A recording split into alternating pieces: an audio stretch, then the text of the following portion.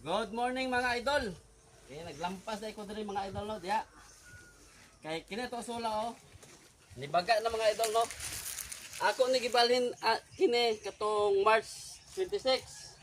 Ang adlaw ang pitsaron April 12.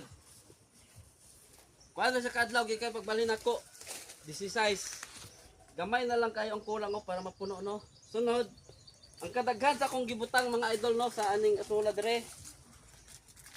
Daghan-daghan ang ani gamay mga idol oh. No, kay kaning planggana dire man ako sila o nagubutang. Pagka puno aning planggana, gibalhin ako diya, pero nagsalin ko gamay, o mo na pud ni siya. Kini pag puno na pud ni ya ano naglampas ko dire kay maghimo na pud ko isa ka ingon ani. Pispan. Rapal ako ibutang mga idol. Magpadaghan kita ng asula mga idol no, kay puhon. Magamit din nato ni sa mga hayop, sa baboy ug sa manok. Oh, dali ra kay siya ikuan mga idol. Buhion. Basi sud adlaw ani no, mo testing ko ang nagpakaon sa ako ang kuan manok ug sa akong baboy. Okay no, happy farming lagi ta mga idol.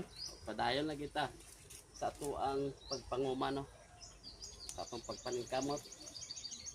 O, daghang salamat no sa inyong padayon nga pagsuporta sa akong mga video vlog. O, kinato ang mga idol no.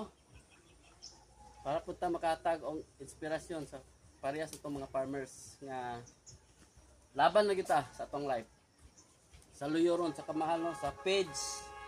Kung maghayop ta, kung mag-umapod ta, abono, chemicals man kayo.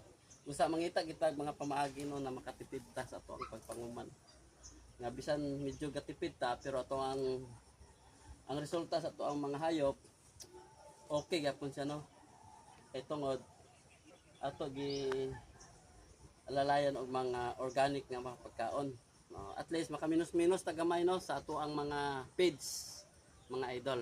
Okay, daghang salamat og thank you for watching. Heart para ninyo.